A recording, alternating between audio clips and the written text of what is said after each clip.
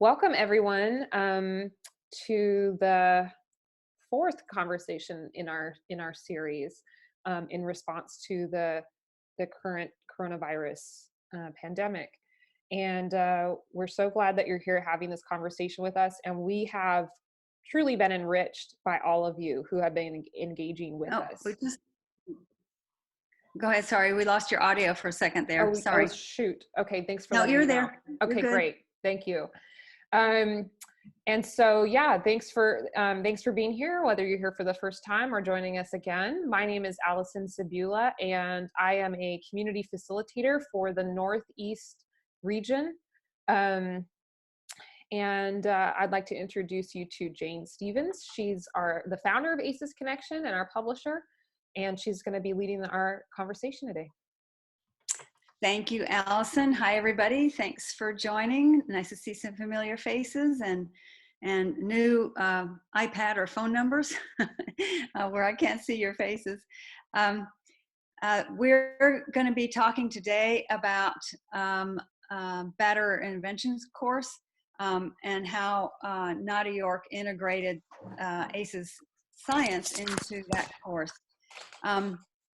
One of the things that I want to point out before we start, though, is I did a blog post that I posted yesterday or last night about the series that has our new name in it, which is A Better Normal, based on our conversation yesterday with everybody. And I wrote a little bit more about that and provide a link to an article in the New York Times that I also put at the top of the chat, which is what is happening in other countries that are, every other country in the world that is facing coronavirus. There are many countries that have quite a few supports in place already for people. So they're not having to go through what we are in this country as far as worrying about people not having any income while they're unemployed, this big gap between now and when they actually get money. All that's taken care of in these other countries. And I think I think we want to get to that new normal plus some other new normals. And you can read more about why I have been harping on this in the blog post for today. There's also a couple of other articles that I shared about domestic violence, one from PBS and one from the New York Times, about how this is obviously a really difficult time for families that are already exhibiting a lot of abuse, and the struggle to try to figure out ways to help or reach those families. So there's that. But what we're going to be talking about today is kind of a piece of domestic violence. And in a moment, we're going to hear from Nada Yorke. And she runs Yorke Consulting with her husband. She can tell you a little bit more about her background, but it's in probation. And then she figured out in all her years of working with people who had been incarcerated that there was probably a different way to try to help them, especially since the Batterer Interventions courses that exist really don't work very well. And in fact, Blue Shield of California did a report last year that said, the Duluth model that everybody's been focused on for all these years just doesn't work. And so we're focusing on trying to figure out a different way. Of course, all of us in the ACES community know that different way means including ACES science. And so Nada's here to talk about that, a part of that domestic violence equation that has been pretty well ignored for a very long time, which is the batterers side of this. Mostly men, but there's also women too. What's important about the batterer side is that most states just have a required course that really hasn't been shown to be very effective. It's some of the research has shown that it's 20 to 60% recidivism, but 60% recidivism is what you get when you don't do anything. NADA did put this together, and in 2017 I did an article about how several organizations have been using it, and the amazing success that was coming out of that. So I'm going to ask just a few questions about NADA, and to NADA about what she's been doing, and then we're focusing on the betters side of this, and we'll be focusing on the solutions that she's come up with and the results. And then toward the end of our hour today, we'll be talking about what can be done right now. So we're having people focus on what we can plunge into after this, because NADA has worked with quite a few states and communities that are integrating this, as well as what we can do over the next 2 or 3 months. So NADA, why don't you say a little bit about yourself and, one and second, how you sorry. got into this? Oh, I'm wait, so sorry, ahead. but I forgot to just invite people, is that as Okay. we're speaking, please feel free to type your comments and questions into the chat, and then we will get to them. So I just want you all to know that you are welcome to type your questions and comments into the chat. We will get to them after. So sorry. Okay. No problem. Thanks for adding that. Yeah. Okay, so NADA, tell us about how you got into this. Let's see. So as a probation officer, I worked mostly with adults who are convicted of felony crimes. And when I, probably in about 2018, 1999, I'm losing track. I just turned 60 now. I'm losing track of my years. At any rate, I was promoted into our victim witness program, and I began collecting police reports for all of these different violent crimes that California helps victims with. And what I discovered every week as I'm picking up reports from the sheriff's department and the police department is all of this domestic violence. And as a felony probation officer, I just questioned, I never saw this. You know, where did all of this come from? And what I realized at the time was I didn't know what I was looking at. Oftentimes we look at charges that have only been adjudicated. And so I had ignored that there was so much domestic violence going on in my caseloads. I had an adult gang caseload. And so what happened was I began talking with all of these folks who'd been, victims of domestic violence. And I started to realize that for many of them, they just wanted the violence to stop. For many of them, they weren't necessarily wanting to walk away from the relationship. And even if they did, oftentimes the person who abused them was also, they were co-parenting with. So there were all of these different issues going on. So when I retired from probation, I thought, wouldn't it be great to get started, start a batterer program in the jails and prisons and begin to work with some of these, it was mostly men, to work with them to see if we might be able to stop the violence where it started. Because obviously people don't want to go to shelters, kids don't want to leave their homes, their friends, and go live in a shelter just to get away from the violence. So so that's what I did, is I started to look at domestic violence through the lens of how can we stop the person who's perpetrating it. And so when I retired, I went back to get my master's in social work, and that was where I decided for my thesis I wanted to implement a program in the prison and see if it might make a difference, if it might change attitudes and beliefs, as well as behaviors about domestic violence.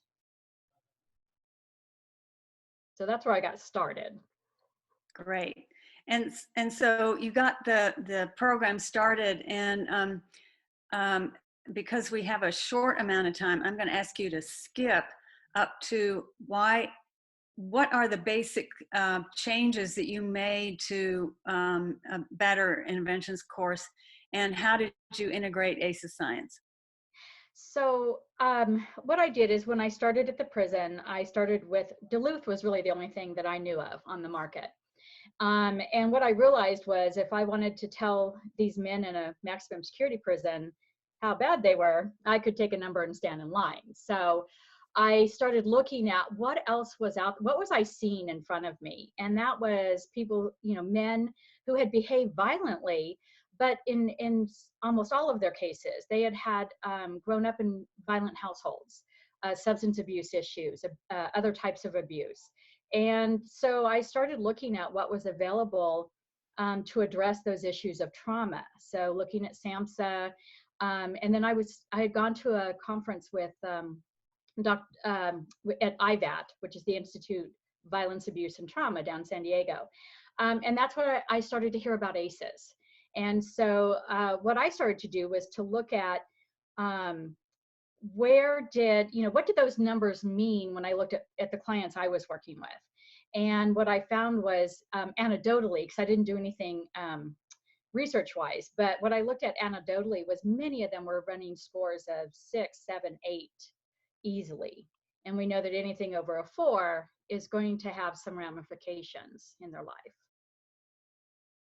And then after speaking with you on our last article, I actually incorporated a lesson because I guess at the time I didn't think I could actually put the ACEs questionnaire in my book. We just talked about it. So I actually designed a lesson using the ACE questionnaire. We now watch Dr. Nadine Burke Harris, who's now the Surgeon General, I think, in California. We watch her TED Talk. And then the flip side is looking at resiliency. And so I redesigned some work from Nan Henderson, who has Resiliency in Action. She's a social worker down in California. So she allowed me to use her material and kind of redesign it so that it would really dovetail with understanding what is your ACE score. That's a static number. You can't do anything about that. You can't change the number, but you can mitigate the consequences. And so that's why we started looking at resiliency. Great. So in a nutshell, how is your course different from the Duluth model? It's strengths-based. It incorporates a variety of clinical interventions that are shown to change behavior. Obviously, we address ACEs. We're not scared to look at trauma. And I think sometimes people are concerned that if you look at somebody who's abusive, if you look at their trauma, then you're going to mitigate what their behavior was. And that's not what we do. But we help them understand how not only they can change their own behavior, but they can also have empathy for their partner, who oftentimes has higher ACE scores, and how they can do some positive parenting to help mitigate their own children's ACE scores. Sorry, I'm not good with a nutshell. That was good. That was very good with a nutshell. Can you give us some examples, some stories of how some of the people you've worked with have used this and what a difference it's made in their lives? Yeah, I want to hear about that too. Okay, so I'm sorry, I was reading that question on the screen. I got distracted. What was the question again? I'm sorry. Yeah, sure. The question was, could you tell us some examples of people who have been through your course and what they say about it, and what kind of difference it's made in their lives? Yeah, just to piggyback, I'm trying to imagine like logistically how your course works. So anything you can offer like to kind of help me understand how it's implemented. Okay, so nutshell here. Okay, so one of the things that we found as far as implementing is that we train facilitators to take a stance of teaching, identifying the negative, but teaching to the positive. So for example, we look at, we watch Medea's Family Reunion, excerpts of that, and we do the danger assessment, Jackie Campbell's danger assessment, and I have the men do that. And then we look at the power and control wheel, and they identify the behaviors that they witnessed on the screen with the abusive character. But what we do differently is rather than ask them, okay, you point out all the things that you've done bad, what we do is we have them turn the page, which is the equality wheel, which is the positive behavior we want them to do, and have them circle, what is it you're currently doing? Pick 2 things you need to start working on this week. So we take them in the direction of, yes, we're going to identify what's negative and abusive behavior, but we want them to be able to see what is positive. See, we come from an attitude, and I think some programs in the past have had the attitude that they are volitionally violent. In other words, they know how to behave nonviolently, but they choose not to. We don't have that attitude. Our attitude is, if you knew how to behave in a positive, loving, productive manner, you would do that. And so the fact you don't means maybe you don't know. And so if you grew up in a home of violence, how would we expect you to know how to be nonviolent when you don't even understand your own feelings? So that's what we found with a lot of there were some examples of the men who would say they don't even understand how they feel. So how could they appreciate somebody else's feelings? When I was at the prison, one of the men was leaving at after 18 weeks, and he was paroling out, which was great. But he said, I wish I could come back just for this class because I am learning so much. And I said, what you guys taught me was, how could I expect you to love and appreciate somebody if you don't know what love and respect and appreciation looks like? And how could I expect you to understand that you hurt somebody else's feelings when you don't even understand your own feelings? But now that you're there, now that you have reached that level, I absolutely expect that as you go forward, as you work, as you're with your partners. So, we had just so much positive responses. I was just doing some of the research on this last study for the pilot project we did in Bakersfield. And what amazed me was how many of the men wanted to turn around and help somebody else. We gave them an option in a questionnaire that said, would you be willing to share your story with somebody else to help them? And like 90% of them said yes. And this actually involved public, not like just call somebody on the phone. It was actually public presentations. And so that's that altruism that we really want to build into them. And so just hearing them say, one of the men said, this program is so great, I'd actually pay for this. And the reason I say that is because when we did the pilot, it was funded by a Christian organization. And so they did not have to pay for anything in the program. And the beauty of it was they didn't have to be Christians. So it was like, no, you don't have to go buy a Bible. You don't have to pray. You don't have to do any of these things. We're just doing this because, our faith calls us to do this. And it was just amazing to see how responsive they were to showing up and wanting to share with others what they were learning. Yeah, when I first learned about this and talked with you, I actually talked with some of the folks in Bakersfield who had been through the course, and it was just as if they had, a couple of them said, it's like I have a second life now, because before I was really, I was living, but I was dead, and now I'm alive. And just how grateful he was, so grateful that he now was working with other people who were in domestic violence as a peer counselor. I mean, it was just working with kids so they don't, to try to stop the violence that they're experiencing from manifesting later. It was just wonderful. Yeah.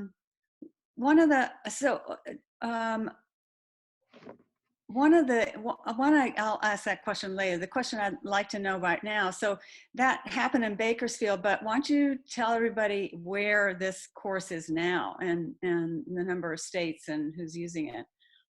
Yeah, so it's really growing a lot. I've been training probation officers in California for the last few years on understanding domestic violence on their caseloads, holding batterer programs accountable no matter what curriculum they're using.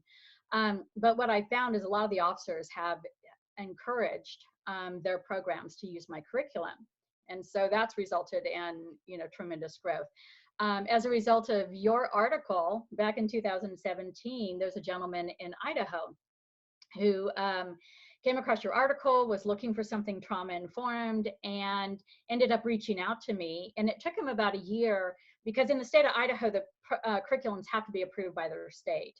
So it took him about a year, but it got approved. And so now they've been using it. And I want to say they're like in the week 30s, somewhere in there. And they're really enjoying it. And I think that's what I like to hear, is to hear back from the facilitators, because if they enjoy doing the material, the men and the women in the program are going to enjoy it as well. And that's what we're finding, is that the men come in and they're expecting the shoe to drop. They're expecting to start getting, okay, you're an abusive person, you're a bad person. And it's like, we just don't go there. We don't argue that with them, because they'll figure that out for themselves as we begin to show the material. So one day I got a call from a man over in Europe, in the country of Andorra, and their judiciary just now approved being able to use batterer programs.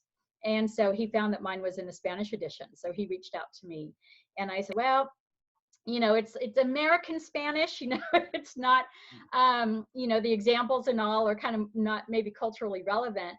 But what he told me was, yeah, but you're objective driven. And if you're objective driven, I can take that and translate that into not only our language, but also, the examples. So yeah, it's been fun just to see people all around the country using it.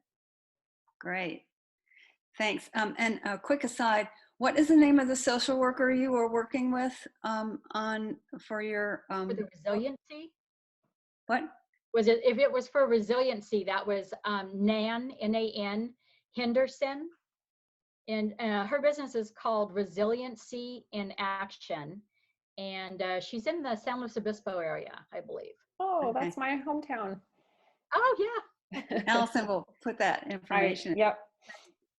And the other question I wanted to ask, or I wanted to talk about, because I thought this was so interesting. One of the questions that I had when we were talking about the course and people's trajectory through it, is like, well, do you bring in the wives or girlfriends? And you said no, because it's usually not a good time to do it then. It's better to do it after. And actually, when I talked with one of the people who'd been through the course, both he and his wife said, yeah, that was the better way to go, because after he got out of the course, she and he was dealing with, his new approach to things. She had to learn how to trust him and then start asking questions about that. So why don't you say a little bit more about that? So because a lot of times there's a power and control issue, we have to get past that controlling behavior from the person who's being abusive before we can actually bring the partners in. And what we found, and I see this across the country with different listservs I'm on, there is a struggle with when and how do you bring the partners in when they want to be involved. And so one of the things I've been talking with several programs is doing what I call a parallel program. And that is to be able to teach their partner some of the skills and techniques that we're teaching in the groups themselves, so that they're all on the same page. When I worked as a victim advocate, I remember one woman telling me, well, yeah, he goes to these classes, but I don't know what he's learning. And I try to ask him, and he just kind of smarts off to me like I'm stupid and I don't know anything. So obviously not a good plan. Now, the gentleman you're talking about, he was amazing. He would take his binder home and he would share it with his wife, and they'd have these conversations. He even had another man in the apartment complex who would come over and be waiting for him in the driveway, waiting for him to get there so that he could learn what this guy had learned. But not all of them are like that. So one of the things I train the facilitators is how do you help the men learn how to explain or go over the material with their partner so they can start to get on that same page. So it's still very much still very much a work in progress on how to work with the partners and work from that family perspective. By the way, I saw Raymond popped up a question or a statement, and he's been doing some amazing things as well. He's a facilitator down in California. But so yeah, working with the partners I think is really important, because this is, when the men come through the program, they're not a broken toaster. We don't fix them and put them back on the shelf, put them back in the home and everything's great and wonderful. These folks, the couples, they need to learn, and the families need to learn new strategies and communication and appreciating one another. Great. So why don't we take some comments or questions before we move on to the what you can do now part. Raymond? Oh, sorry. Go ahead. Oh, that's okay. Allison. We just had one comment from Lucy, but let's let Raymond go first. Okay. And then Lucy, if you still want to share your comment, maybe let me know in the chat. Raymond. Oh, you know what? I got to do it. Sorry. I got to change the settings. Okay, now you can unmute yourself. First of all, good afternoon. Thank you for letting me be a part of this. And I am a facilitator, but I'm also a perpetrator and a victim of domestic violence. And I went through NADA's program, and it has changed my life. But not only that, the amazing part, not only has it changed my life, but it's changed the men that I work with. And then I also work with women now. I've kind of, I got put in a position to facilitate women at my church, and I just know that this program works. And so I've been able to kind of just change it a little bit, but not taken away from its DNA, as you would say. But my ladies and my guys, they always tell me, man, I wish we would learn this in school. So as a result of that, and I'm a believer in Jesus Christ. So I was telling my wife the other night, I had a dream, and God put it on my heart to start facilitating it with my own children. And so that's what I've been doing. I'm not only homeschooling them because of the virus and things going on, but I'm also facilitating these skills because every one of my clients that have changed their lives and said that this has impacted their lives in a major way has said, we should have learned this stuff in school, Raymond. And I'm like, I get it, because it helped me. I'm coming up on 9 years, by the grace of God, clean and sober next month. But it's only because it's just not being clean and sober, because I could easily be clean and sober locked up in prison, because I was a very violent person and I didn't understand why I was so violent. And what I do is I don't tell these guys, hey, look, you're a bad person. You did this, you did. We don't even talk about that stuff. We talk about the positive. What can we do different? How can we break this cycle? How can we change our lives, and not only change our lives, but change others, and then they change more? Like, a lot of people are impacted by it. So I believe in what I do. And I mean, I get paid, but I even told my guys, like, if this was a waste of my time, I would go find something else to do. But I know this works, and that's why I facilitate it. That's why I spend my time with my guys. That's why I spend time with my children. I spend time with others. And even I have sponsees in the program of Narcotics Anonymous and Celebrate Recovery. And I use all this stuff. I integrate it in all those programs because it works. And I just want to say thank you, Nada. Thank you so much, Raymond, for sharing that and sharing your story with us. That really adds a lot. That's such a great perspective to have in this conversation. So thank you so much for joining this call and sharing that. What an honor. Thank you. Thank you. And can I ask a follow-up question, Raymond? What organization do you work with now?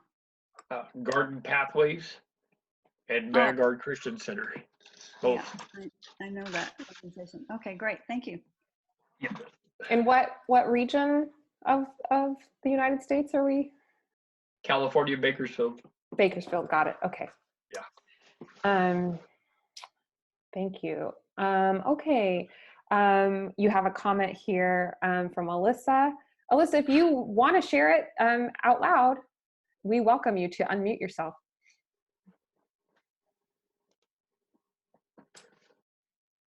And it's okay if you don't.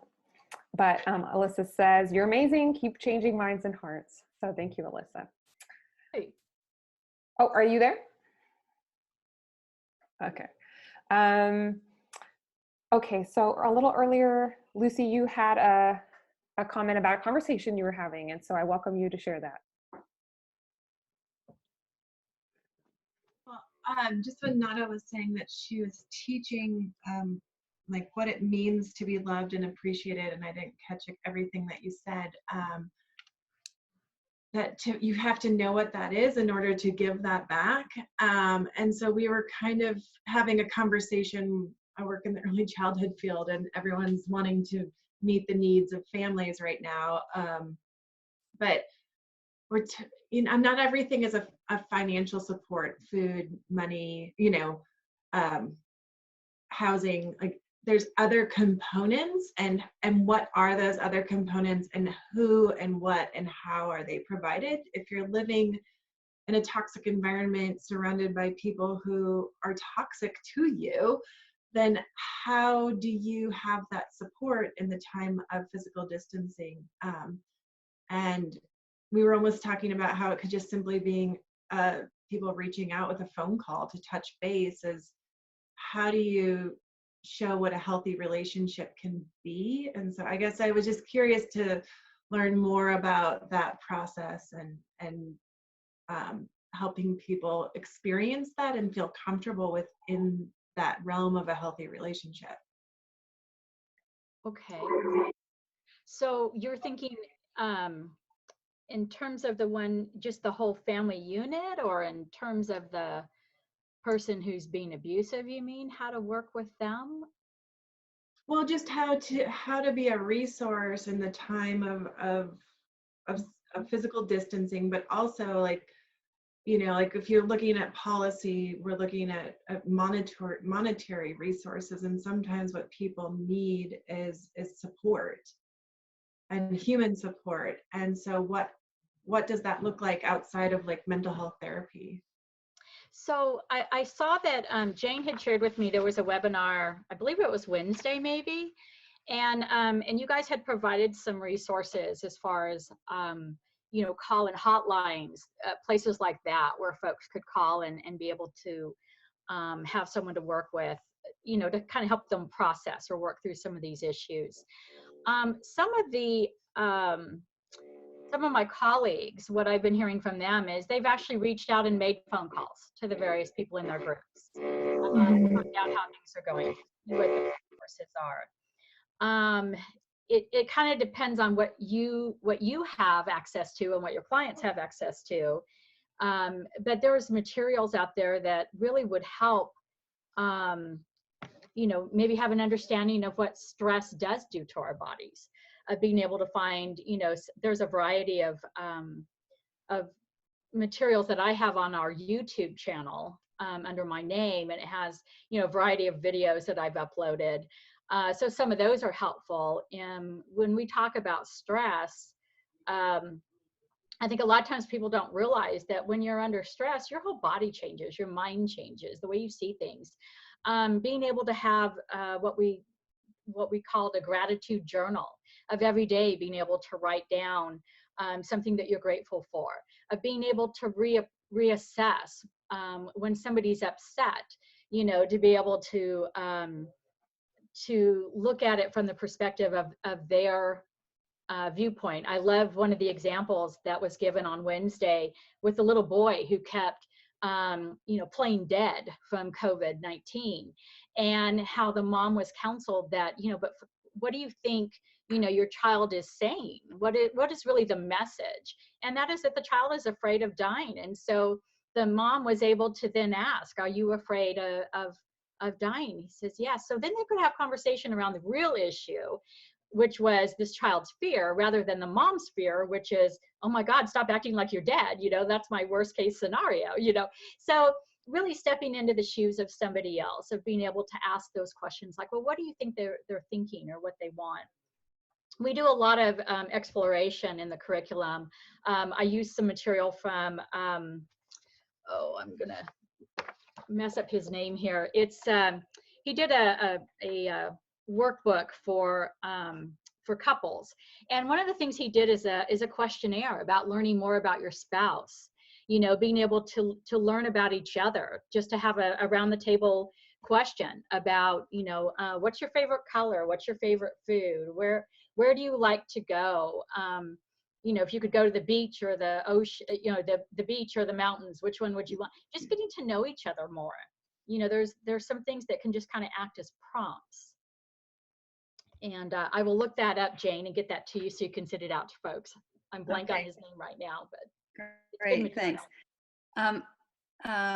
Yeah, I'd like to get Chris Zwicky's question and then move on to the other part that we'll address today, which is what some tips from you on what people can do now if they're working with families.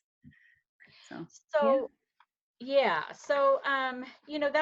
that's the hard part, is being able to recognize that now that they're in closer quarters, that they're going to have to use some different strategies on how to respect one another's space.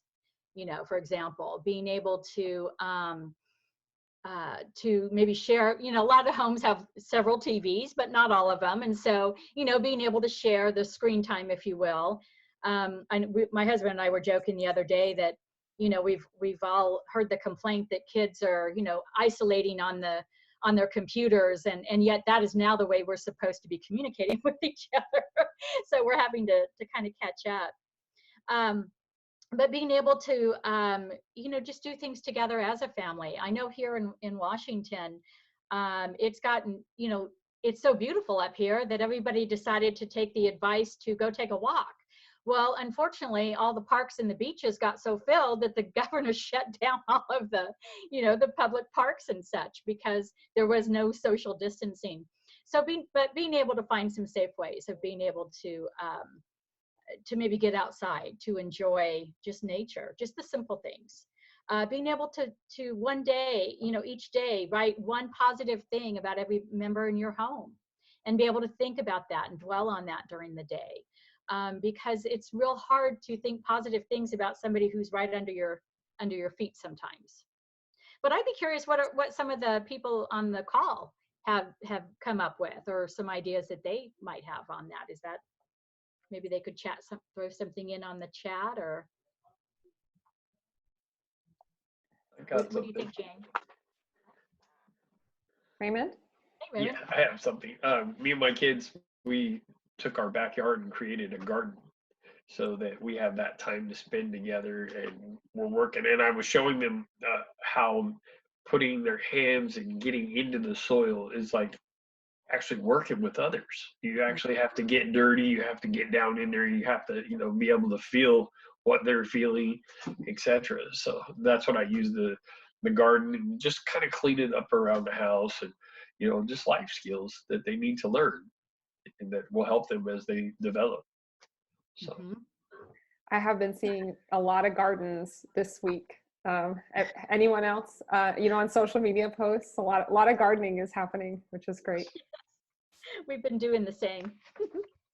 One thing, just learning, like I said, there's a lot of learning about each other activities in the curriculum. And one of them is the love languages and apology languages. And that's one of those things that sometimes we don't realize, that the way we communicate with one another can have a huge impact on the way we resolve conflict. So I remember in one example, when we were learning about love languages, one of the men said he and his wife got into an argument, and they took their time out, and he began, when he calmed himself down, he began vacuuming the carpet, because her love language was acts of service. And so what happened is, she comes down the stairs and she's looking at him like, who are you? And, but what had happened is it diffused the anger, because he was communicating to her in her love language. And so just those are simple things they can take online. And Chapman has, I think, questionnaires for your teenagers, your young kids. But just learning how to communicate in a way that people understand, it just can be so powerful. It's just a way of saying, I care enough about you to learn about you and to learn what's important to you. And so these are some of the skills that I take that you've been using, Raymond, with your kids. And I think Chris wanted to know that Why don't you, could you unmute Chris and so we can get his question in, because I think this dovetails with what we're talking about. Yeah, Chris, you can unmute yourself, actually. Hi. Can you hear me? Hi. Yeah, we can. Cool. Yeah, I'm calling from Hawaii. Oh my gosh, I'm going to be over there, I think. I know. We were anxiously awaiting you to be here, but you know. You're part of the group. Oh, wonderful. Yeah. So you just wanted to hear more like where my question came from? Yeah. Yeah. I mean, on a broader sense, I was just asking because you were talking about a lot of resources and stuff like that. And since we're kind of in the process of looking at our curriculum, I was just wondering if you had any additional ideas, thoughts, because it is a systemic, issue. Just thought, if there was anything that you knew of that I could share with my team in regards to working with the kiddos. So now, are you guys still doing groups over there, or? We are, yes. So the staff is working with the kids both individually and in groups still, just online or via telephone. Okay. So, one of the things, and this came out of the other webinar the other day, but it's really important to help kids get to have a language around their feelings, and being able to look at understanding themselves and what's going on with them, and paying attention to their bodies, paying attention to when they're upset and when they're fearful, and finding, positive ways that they can, what works for them. For some people, it's listening to music.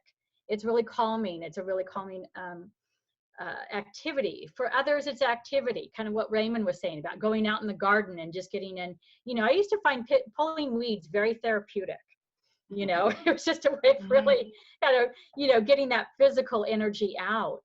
And so it's kind of them finding out what they need, and then being able to learn how to teach them how to practice communicating that to those that are near them. So you're actually working with kids, or talking about working with the parents who are working with their kids? Well, a little of both. So I did receive a message from a parent who is seeing some aggressive behavior, and so was wanting to know, how to approach that.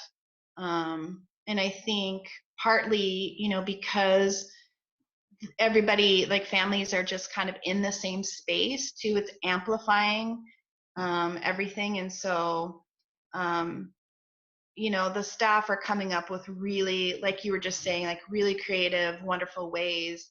But then we've got this new piece added where everybody's kind of on top of each other, and so yeah, I love the love language idea. But yeah, I don't know. I was just putting it out there. One, in a broader sense, and also just looking at the current situation as well. Yeah, I think it really has added so much different dynamic to this. Yeah. So as far as the current situation goes, questions on sort of two aspects of that. One, I think having read your book, I think that there's probably a lot of information in there that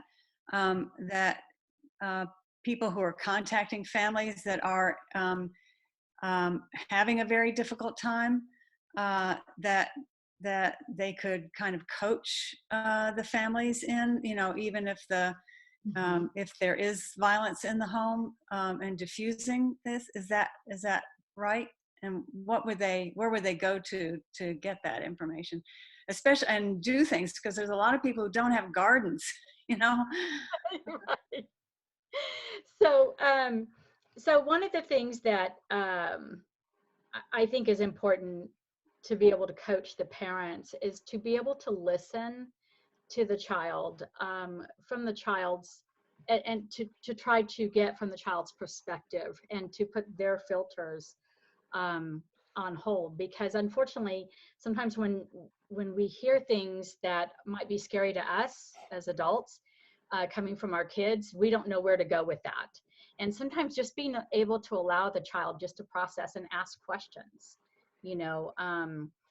how does that make you feel? What would you like to do when this is over? What would you like to do now? Being able to talk about just having respect. One thing I noticed, Raymond had sent me a picture, but one of the first lessons in our curriculum is letting the group set the group rules. So what's important to you in the groups? What do you want to see?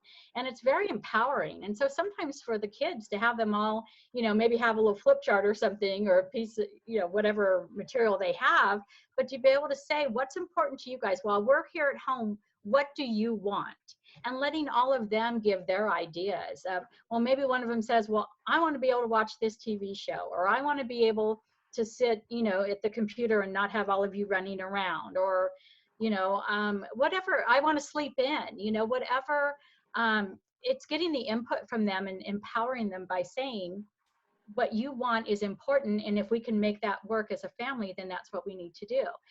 Choosing meals, who gets to choose the meal each night. Just little things like that can just be, it's a matter of empowering one another, but showing respect for one another as well. And so teaching them how they could do that in their home and what that would look like. Yes. And, One of and the how, other, I'm sorry. how would you, oh, go ahead. I was just gonna. Go ahead, Amy. What happened? Go for it. I was just gonna say one of the things that we did this morning was explain, how feelings. There's no bad feelings. They're feelings. They're not good. They're not bad. And we went over how my son had he's about to be 8, and he's real angry young man. And so we used the timeout, which is in Mata's book, and how to do it.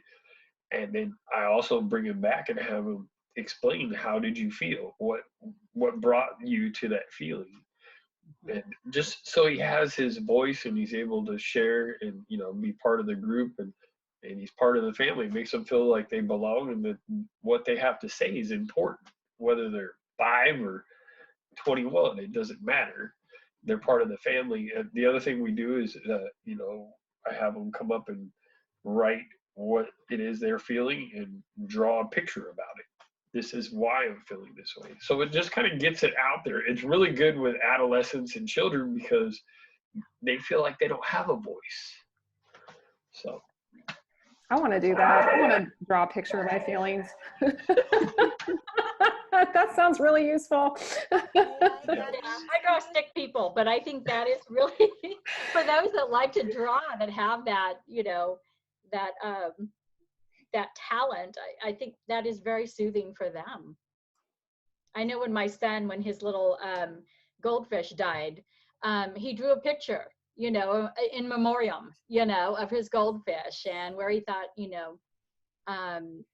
and wrote a letter to his goldfish, to say goodbye. So, I mean, those are things that we can help with, even with grief, and important. And how would you diffuse tension between parents or caregivers in this time when nobody can go outside? Well, they should be able to at least walk out in the backyard. So there, you need some physical distance, and maybe setting that, the thing we talk about with timeouts is you do this during a calm time, not when you're, at each other's throat. And so being able to talk about, if I need to calm down, what do I need? Where do I need to go? So maybe it's the garage, maybe it's the back, the back room in the house.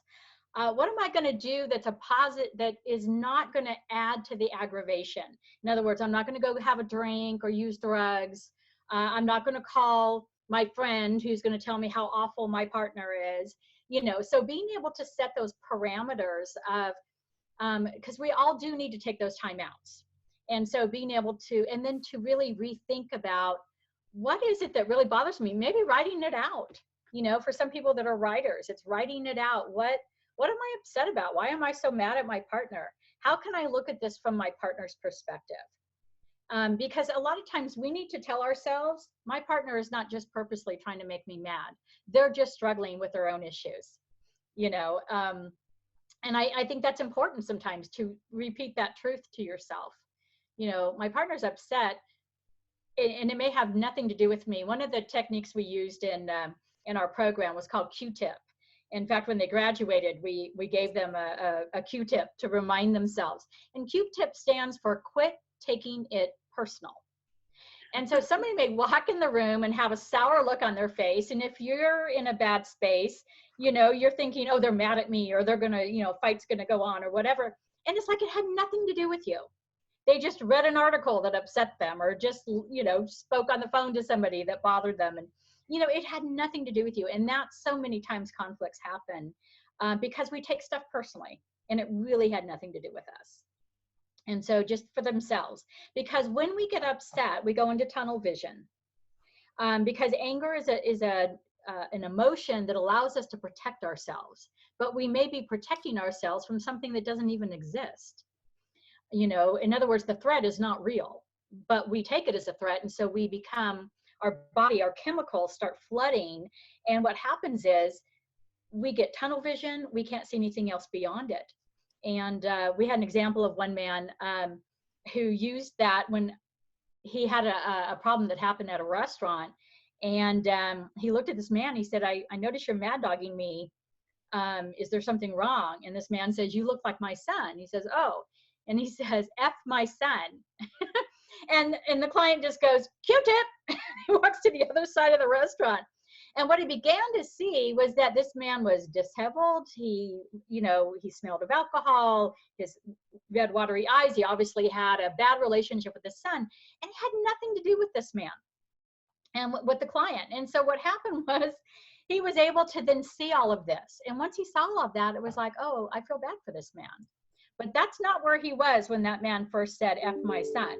And unfortunately, had he acted on that and become violent, he'd be sitting in the back of a squad car and finally realizing he doesn't even know who that man is, and he's going to go to prison for the rest of his life. It's like, what was that about? You know? So we want to teach people to sometimes it's not about you, and to really step back and allow your, you know, allow your senses to expand again the way they do when you're not angry. And whatever that takes to calm you down, whether it's listening to music, whether it's going and just taking some deep breaths, just being able to calm your own self down allows you to then to recognize whether you really have a threat or not. And then most times in the home, it's not a threat. It, you know, most times. Thank you. Other questions? Yeah. Okay. So, wow, this is just so good. I just am like, everyone needs to know this, all of this. So thank you so much, Nada. I'm scrolling through here. Let's see. So Christy had asked if there's a resilience video that she could show her team. Do you have anything like that? I mean, it's okay if you don't. I don't. Okay. I don't, yeah. Jane, can you think of a resource that we can point Christy to? Yeah, we're putting together some of those resources, and we'll have them out next week. There's quite a few short resilience videos in our video section on ACES Connection, but there's a lot of videos there. So we're gonna choose a few that are more relevant for this time and make them available. Yeah, Good. Thanks, Jane. You know what? I could share. There's in Nan's the resilience. Let me see where I put this. We just redesigned the book, so now I'm like, okay, page 67.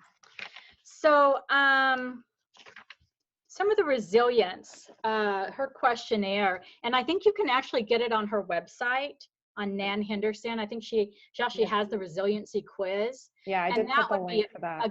Yeah, that'd be a good place to go.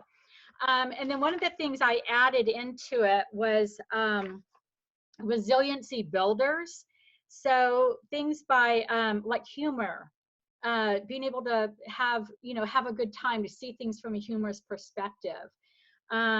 Flexibility, being able to not be so rigid that things have to be a certain way all the time.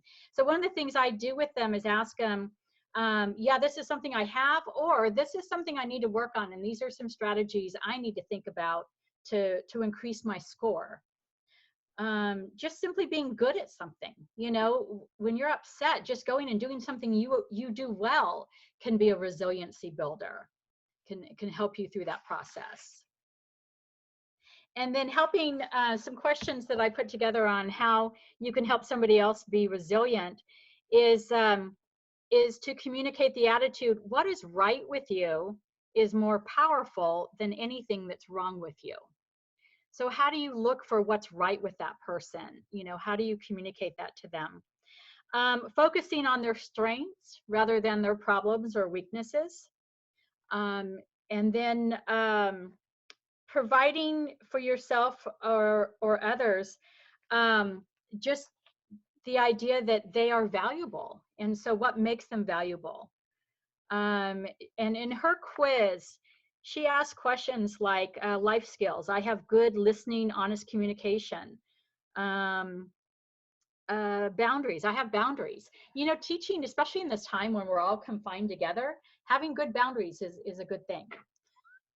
You know, and being able to establish your boundaries. You know, now we used to call it the bubble space. Now it's arm to arm. You know, that's the 6 feet distance.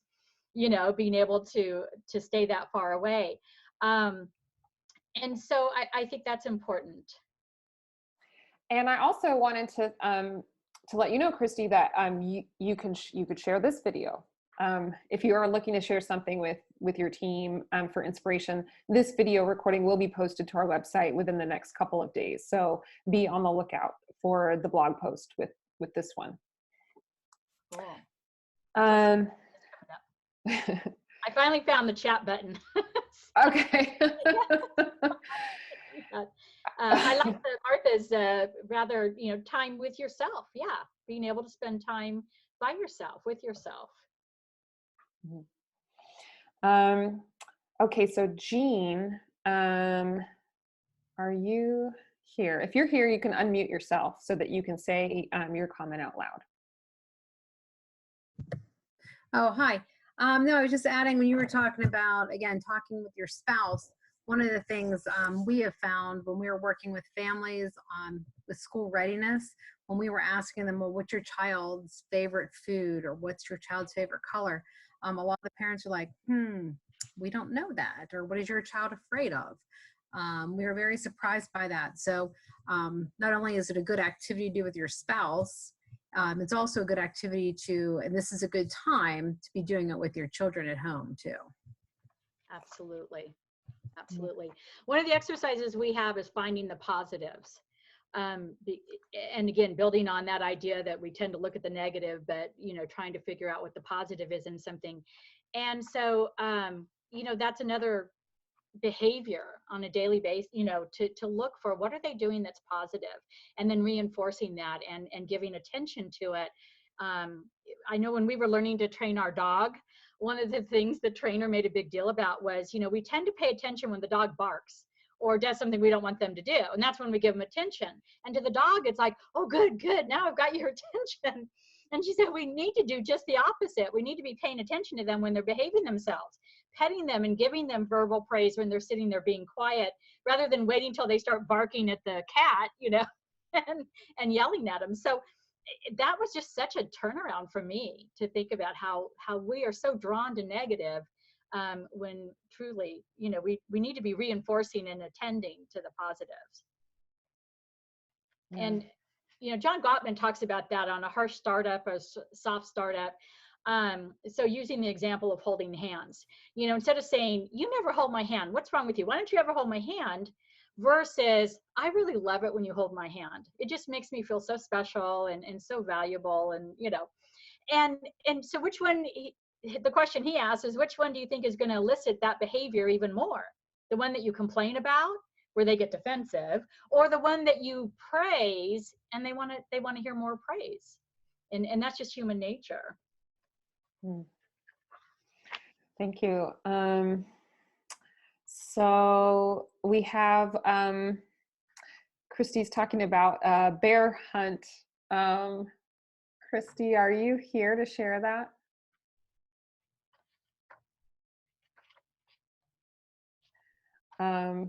Okay. Oh, Sorry. Yeah. Well, Oh, pretty. We have an account that is just our Facebook, Hopewell. I'm near Pittsburgh, Pennsylvania, but we have a community account, and someone on that said, why don't we read the story to our younger kids? Now mine are older, but they were so interested, we took a walk around the block, and they were looking for bears in windows, and some were on the top floor, and some were on the bottom, and some had them out on the porch. And so it was something neat. I mean, my daughter's 14, and she was looking for bears, and then she went home and wanted to put a bear out in our house. Oh, that's so cute. Oh my gosh. I love that. Thank you so much, Christy. And Christy, you just reminded me to share about our communities, and I want to make sure that everyone on this call knows that one thing that we offer at ACES Connection is that we have geographical and interest-based communities. And sometimes it's not so obvious on our website. So if you go to our homepage, acesconnection.com, and click on the button communities, you can scroll through and see if there's a community in your area or an interest-based community such as education or parenting with ACES. And as long as you're logged in, you can just click the join button and join our communities. And then, and I also want to invite you all to post content on our website. If you're a member and you log in, you can post your blogs or your events that have to do with ACES science on our site. So you can do that on our main website, or you can do that within a geographical or interest-based community. And I'm happy to answer any questions about that. So I'm going to go ahead and put my email address in. And if you have any follow-up questions for me about how to engage more with our community, please let me know. Jane, how many more questions or comments do we want to do? I'm loving this conversation, but I do want to, I value everyone's time so much. Why don't we go from the, why don't we take D'Angelo and then May and then Lucy? Sounds good. D'Angelo. Hey, hi. Again, Jane and others, ACES Connections Group, thank you for creating this platform where we can come and learn and share. I just want to add, in this time of wildness with parents and folks who are working with children, just remembering to also yourself returning to your childhood. It's been very important for me in my journey of healing when it comes to trauma and teaching, my young folks that I work with about healing the child within. And I find that being a dad, I actually have more time to do that now.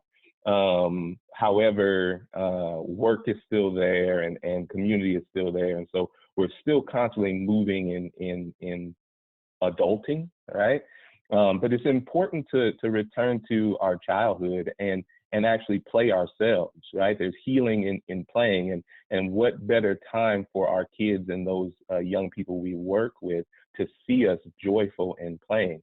I've actually, part of my self-care, returning to my childhood, I recently just went to the grocery store and I bought a bunch of childhood cereals that I necessarily weren't able to experience as a kid because we didn't have much growing up and we couldn't afford those types of things. And so now I'm in a place where I'm an adult and can do that. And so I just bought a bunch of boxes of childhood cereal and it's bringing me joy, right? Right now, you probably see me back and forth. I'm just coloring and enjoying, things that we would think would be childish, but it's all about healing at this time, every aspect of ourselves, right? And if our children can see us healing ourselves through laughter and play in this time, then they'll also feel comfortable and open. I heard someone mention giving them the ability to make decisions, right? Like what's being cooked tonight, or what game we're playing tonight. These are all things that help, in this time, build a sense of normalcy, but also allows our children to see us as more than their parents or more than the adult figure.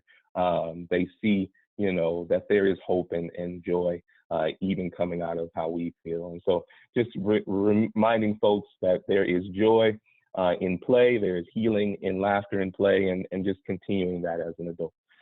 Totally agree. Thank you. Fantastic. Love that. Thank you. Jane, who did you want to have next? Were you thinking, because we heard from... Why don't we go with May next? Because I think she's having some difficulty with some experiences that kids are having in families. Let's do it. Hi. Aloha. Can you hear me? Yeah. Yes. Oh, okay. Hi. My picture is blocked because I'm really look like crap right now because it's morning in Hawaii. Okay. Sorry about that. Sorry. Next time I'll show my face. Oh, sorry about that. But yesterday, we all identified, truly. Oh yeah. Okay. We know how it is. Okay. Challenges I face is that yesterday we had, I hate to say this on everyone, but we did have a murder. It was a 22-year-old female with 6-month-old baby. So, and then we had on each side of my complex, there was domestic violence. So the whole neighborhood kind of like called the police. So it's so hard here in Hawaii because we're so used to like going outdoors, being able to do things outdoors. Now confinement is just so challenges, and we do have a lot of homeless as well. So kids are really exposed to all of this, all of the violence, and I'm afraid that there's going to be more to come when we go back to work, because what we do at Family Peace Centers, we work with domestic violence victims and children who are exposed to violence as well. And I do the anger management piece of our Family Peace Center. And I'm really proud of our program, which is an amazing program. So I just wanted to know what your thoughts would be, and when we go back to work, what challenges we're going to face, and is there any ideas you guys would have when we go back to, you know, going back to doing our groups and facing our clients, you know? So what would your ideas be? So one thing that comes to mind is that, you know, oftentimes when we run groups and we have curriculum, we want to get right back into the material. And yet you know, when you're coming back online, if you will, folks need to kind of process some of what their concerns are, what their fears are, what they're proud about that they did. You know, that there will be times that, especially in your anger management groups, how have you used the tools, you know, that you learned prior to going in quarantine? What were some things? And what I would encourage you to do is allow those who've been in the program for a while, who have learned some tools, to be able to communicate, yeah, I tried that timeout and that really worked for me. Or I tried just, you know, I excused myself to go to the bathroom and I just kind of did my deep breathing, you know, and then I came back out and I could start to process the problem. Okay. You know, one of the things that that we teach in our anger management is that piece is a scale of 1 to 10. And from 1 to 5, you're in the thinking part of your brain. And from 6 to 10, you're in the emotional side. And where do you make your best decisions? Well, obviously on the thinking side, not the emotional. And so getting them to, so when we would have them check in, it was like, you know, how angry did you get during this week? What was an episode? If you got angry, how mad did you get? And for many of them, it might be a 7 or an 8, you know, might be their highest score. And being able to ask them, so what did you do to keep yourself from going to the next level? Because a lot of times they have not consciously thought about what they've been able to do that, yeah, I could have gone even worse. Right. And so what did I do? And think about the positive behaviors that they did. Maybe it was taking that time out. Maybe it was thinking about those consequences. I don't want to go to jail. I don't want to leave, I don't want to kill my partner and leave my children orphaned. I mean, it's, you want to give them credit for where credit is due. And a lot of times they're not even focused Okay. on that they actually did do something positive and that caused a different outcome than it could have been. So Okay. but I would encourage you as you go back to the groups, obviously it would be helpful for all of you as staff to be able to have some staffing before you even start doing your groups, because you guys need to process this stuff through too, to be able to say, what are my feelings going in? What are my concerns? What are my strengths? And what do I feel are my inadequacies? And how can I work on those? And how can I draw those of you that work with me to help me? And how can I help you draw on those areas where we feel we're not real strong? So, so you think we should meet as a group first before we start rolling out our groups and stuff? I think if that's possible. I mean, do you think that would be something that you would like to do? Would you like to? I would love to. Yeah, of course. And I know my director is on Zoom, so I hope he's listening. Right, Ted. So, so I would love to have that. It's like a debriefing before we start our groups. That's a great idea. Yeah. Great idea. Thank you. Because then you'll get ideas, then you can go with your group and say, okay, this is our first time back after being on quarantine. We had to meet together and it really helped us kind of diffuse some of our feelings and our emotions or things that were going on. So let's take a few minutes to do that and give you guys, you got to let them take that breath. Now, okay, now, and allow them the success to be able to look at what did you use already that you were successful with? Right. What tool worked for you? And I guess because we were quarantined as well, we had our own anxiety, like what we had to deal with personally. So it would be great that we're able to express that before we go into groups, so that way we could, clean that stuff up. Exactly. Right? Yeah. That way you're not, therapizing all on top of them. Right. Right. Let you be my healer. Right. Yeah. I'm like, wow. Yeah, that's great. Thank you so much. Oh, you're so welcome. You heard that, Ted?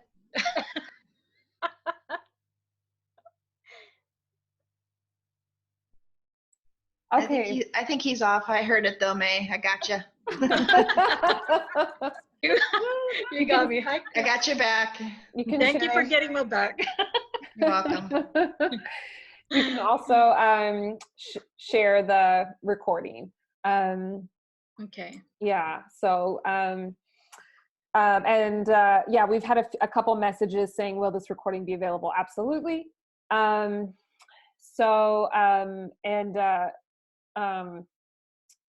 Yeah, so please feel free to look through the chat now as we wrap up, because then the meeting will end. So if you're looking to pull any resources, go ahead and do that now.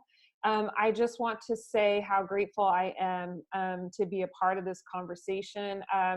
It just gives me a lot of hope, and I'm feeling very inspired, not by your words and everyone else sharing. Just so wonderful. Jane, any comments in conclusion? Just that Amy had put in a YouTube link, and we will share this chat as well as the video on the running blog post. I'm a little behind on that, but I'll catch up, and I'll label it so you can find today's stuff. And Nada, thank you so very much for taking the time. This has been absolutely fabulous. I feel as if we could go another hour, but I know people have to go to get on with their day. If you haven't checked out Nada's site, please do. She's got a link to her to the workbook and that all of her work comes from, and it's really fabulous. Yeah, thank you again, and we'll have you again. Thanks, I appreciate that. By the way, I did type in the guy Max Portel, Marriage Fitness. If you get on his website, you can get those questionnaires and maybe tailor them to your family meetings. I think somebody on here talked about the family meeting. I think is great. And Jane and Allison, thank you so much for having me. And Jane, thank you for your vision to just put this whole ACEs connection together and allow a forum for so many people to come together. I think it's just awesome. Great. Yeah. All right. Well, have a good weekend, everybody. There is such a thing as a weekend, even though we don't know that so well right now. But, do take care. Aloha. Aloha. Thank you. Thanks you guys so much. Take care.